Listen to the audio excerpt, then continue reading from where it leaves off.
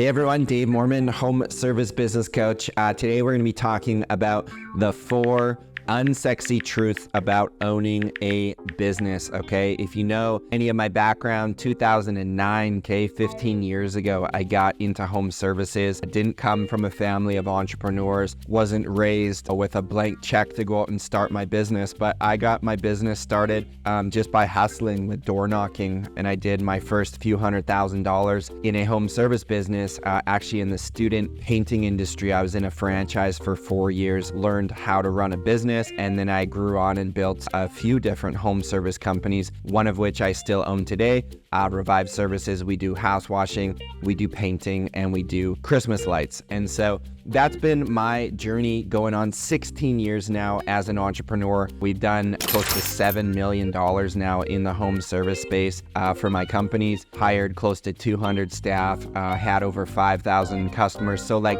I've been around the block like a few times. I think I did like a few extra laps around the block, and I want to share with you today. I think any like YouTube guru who like sells a course, they're going to tell you start this business and make, multiple millions of dollars. Like it doesn't happen necessarily that quickly or happen even at all. And I want this video not to be pessimistic, but to be like, it should be a charge to you to actually fire you up to say, like literally right now, I'll tell you, like the cards are stacked against you becoming successful, okay? And I'm not making this stuff up. Like 80% of businesses don't hit their 5th birthday. If you are in that lucky 20% to do that, like congratulations, but 80% of those people won't even make it to their 10th year in business. And so these are just like the facts. And like, just because we're in a home service business, we're not exempt from these statistics, okay? So I'm just gonna dive in, we're gonna roll it. 4 unsexy truths. Like I made these up because I've lived them and I believe them, and I want to share them on the channel today, okay? Number 1 is growing a business just takes time.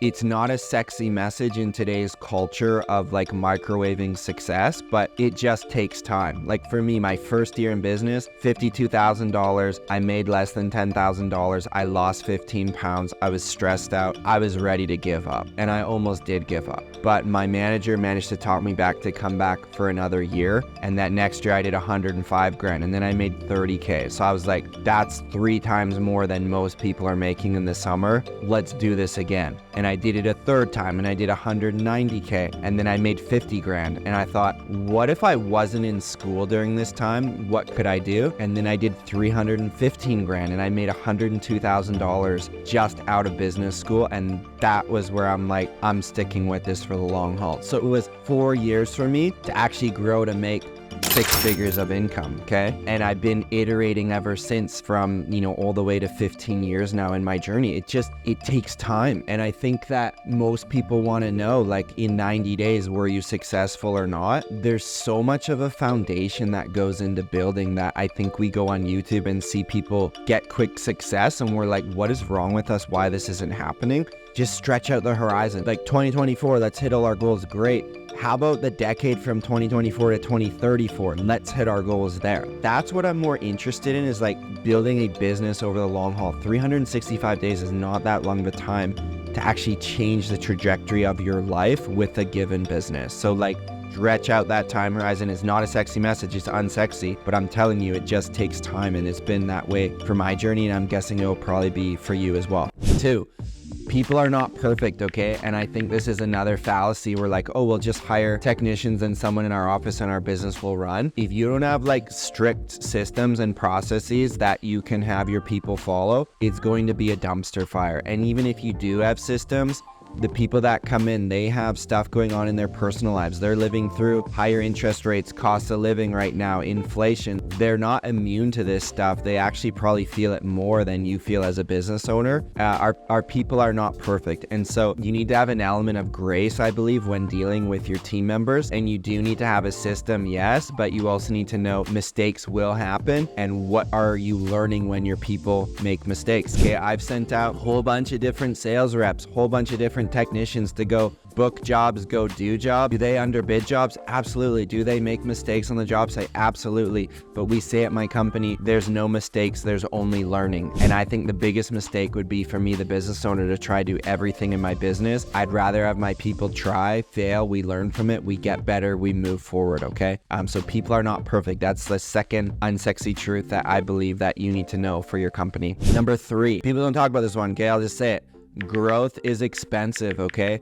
Growing a home service business will suck up cash. I'll just say it. Every year in Christmas lights, we're 4 years in for Christmas lights. The first year we made like $20,000. I went in and bought another $20,000 of lights. And then we made $40,000. And then I bought $40,000 of lights. Like, you're constantly reinvesting into your business. And I'm a big believer to not take the chips off the table and pay yourself a crazy high income because you starve your business. Your business needs that cash flow for that growth so you can grow your company to that next level. Whether you're washing windows, pressure washing, Christmas lights, painting, the service doesn't matter. The fact that you need to get more trucks, more equipment, build your brand, get a new website, get marketing materials, hire people, get an office, all this stuff costs money. And for me with Revive, I've reinvested back in hundreds and hundreds and hundreds of thousands of dollars of profit that I could have taken. I went out and got all our trucks wrapped. I went out and hired that key person. I went out and got that office space. I went out and got more storage space. We went out and bought more Christmas lights. Like, I'm always throwing it back into the business. So I'm a big fan of, if you can have, this is like a red hot tip, before you're full time, if you have another income stream, fantastic. Keep that thing going. Keep your bills paid. Keep that 9 to 5 and hustle on the side. For me, my first 3 years of Revive, I kept my painting business because I was making a 6-figure income from there. The money at Revive, I could just roll in and grow to 600K very quickly by the time we hit our 3rd year. So I would highly recommend doing that. Growth is expensive, okay? Finally, number 4. Clients can be crazy. I'll just say it. We call it the 2% rule. Every 50 jobs you do, one person will try not pay you. They'll have issues. They'll be over the top difficult. That is just part of growing a business. Whether you've got a home service business or you run a local coffee shop or bakery, there's going to be those crazy clients, but you can't let them bring you down, okay? Your mental bandwidth is so important as an entrepreneur. If you're spending 50% of your brain real estate on dealing with a crazy client and that's affecting your week and your weekend and your family life, that's a problem. You've got to learn to compartmentalize. This is a crazy client. We're going to deal with this right over here, but they're not going to affect everything else that's going on in the business. So deal with those crazy clients, but I'm just here to promise you, they will come up in your journey. They will drive you crazy if you let them. But just know that's part of one of the unsexy truths of running a business. You're going to have amazing clients, you're going to have average clients, and you're going to have some crazy, terrible clients that you'll never want to work for again. But these are all parts and facets that's going to test your resilience as a business owner. And these are the unsexy truths that people aren't staying long-term in their business. So just remember those here. 1, it takes time to grow a business.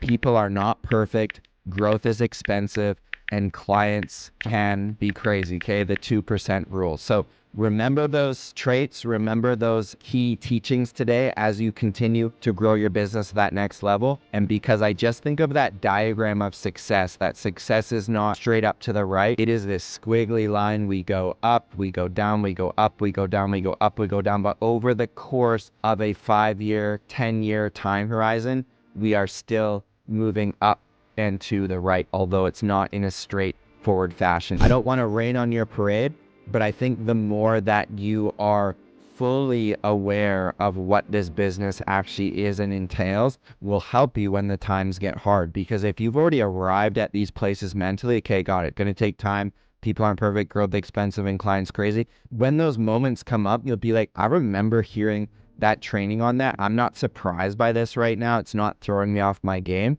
I'm going to just deal with this because I've already seen it mentally before much like a pro athlete rehearses that game-winning shot, you need to rehearse the things that could happen in your business so that you know how to deal with them when they do come up. So I hope you found some value in this. If you're watching on YouTube right here, go ahead and just drop your biggest takeaway. I'd love to hear from you in the comments. Some of you have even emailed me saying, man, I'm loving this content. Thank you so much just for sharing it out into the world, helping us grow the brand and give you some free value along the way. So thank you so much for watching. It's Dave Moorman, Home Service Business Coach. We're signing off. We'll see you on the next episode.